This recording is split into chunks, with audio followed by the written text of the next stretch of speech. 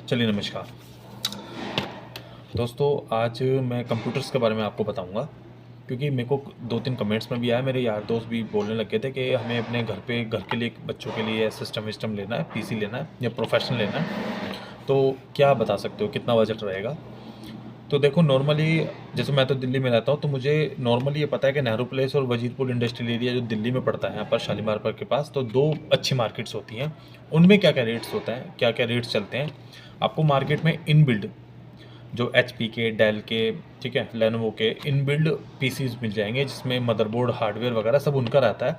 Company branded रहता है, लेकिन वो खुद असेंबल करके आपको परफेक्ट 35 से 40 हज़ार, 38 हज़ार तक का मिल जाएगा।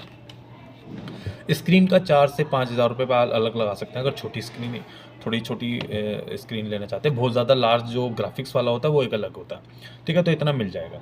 लेकिन अगर आप चाहते हैं कि प्रोफेशनली कोई वीडियो एडिटिंग के लिए, ग्राफिक्स के लिए, तो कम से कम आपको 60 से 65 हज़ार रुपये खर्च करने पड़ेंगे। और बहुत ज़्यादा VFX या माया मैक्स, ऑटोडेस्क के माया मैक्स या ऑटोकैड चलाना चाहते हैं, या कोरल बहुत हैवी सॉफ्टवेयर चलाना चाहते हैं, या फोटोशॉप के जो एडोब सूट्स होते हैं वो चलाना चाहते हैं, तो कम से कम आपको 80 हज़ार रुपये से 90 हज़ार रुपये खर्च करने पड़ेंगे। इतना ही खर्च करना पड़ेगा। उसमें क्या होता है, मदरबोर्ड होता है इंटेल का, आपको i5 या i7 का प्रोसेसर मिल जाएगा जो कि 4 गीगाहर्ट्ज़ से ऊपर का होगा।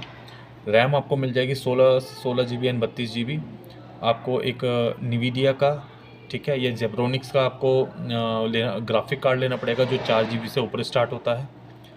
इंटेल का मदरबोर्ड लेना है जो मेन मदरबोर्ड होता है जिसमें सारे प्रोसेसर, रैम ये सब फिट होती हैं, तो वो कम से कम आपको 8 से 10 हज़ार रुपये का पड़ेगा। इंटेल का 12 हज़ार रुपये का भी पड़ेगा। लेकिन जेब्रोनिक्स और जो सबसे इंटेल का कॉम्पिटिटर सबसे बड़ा है गीगाबाइट, वो कम से कम आपको 8.5 से 9 हज़ार रुपये पड़ जाएगा। अगर कंपेटिबिलिटी लेनी है आपको प्रोसेसर की i5 और i7 की फॉर ग्राफिक और VFX के लिए।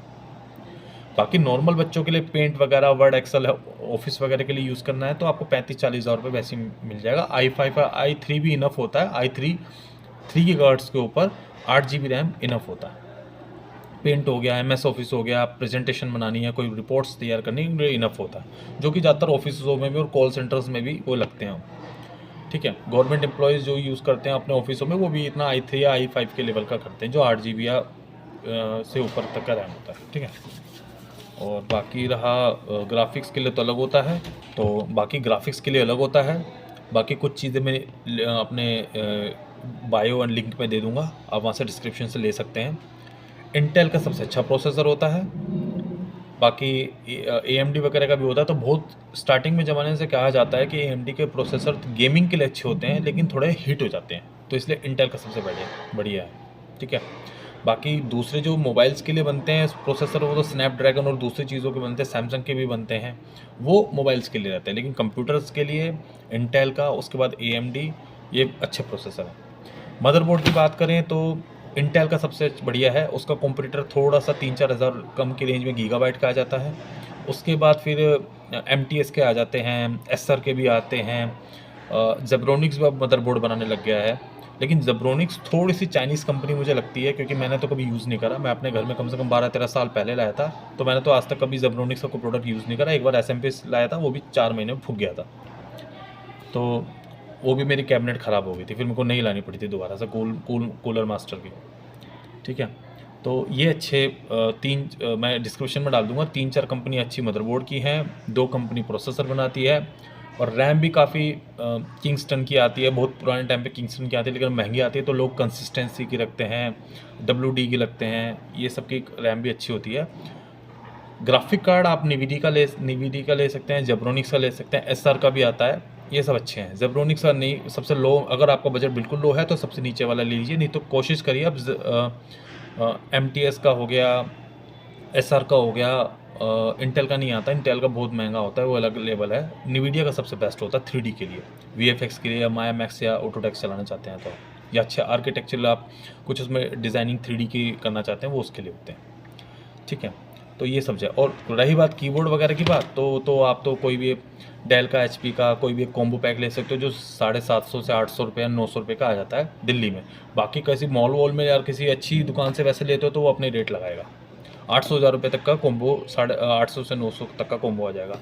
वायरलेस माउस और कीबोर्ड ले सकते हैं, लेकिन उसमें सेल वगैरह का चक्कर रहता है, तो भाई हम तो ऑफिस में चाहे घर में वायर वाला ही ज़्यादा प्रेफर करते हैं।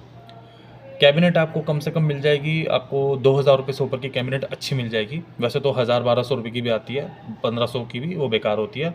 2000 से ऊपर की मिल जाएगी, और कूलर मास्टर की तो आपको 4000 रुपये तक की मिलेगी। और फाइनल बात, अब लेकिन साथ में जब भी आप सिस्टम वो करते हैं, तो आप अपना यूपीएस ज़रूर रखिए, इंटेल का, माइक्रोटेक का या इंटेक्स का, किसी का भी। साथ में रही बात स्क्रीन की, तो स्क्रीन अपने हिसाब से होती है। नॉर्मल ऑफिस में 16 इंची वाला साइज़ चलता है, 18 इंची वाला, और ग्राफिक्स के लिए 22 इंची वाला। ठीक है, चलिए। कुछ एक्स्ट्रा जानकारी लिए सिस्टम कैसे बनवाना है, कैसे करना है, तो कमेंट्स में मेरे को बताइए, या डायरेक्ट डीएम या कोई मोबाइल नंबर आपका कोई होगा तो मैं उसको आपको एडवाइस करूँगा। ठीक है, चलिए, ऐसा कुछ नहीं बाय। कि एक वोटेज है।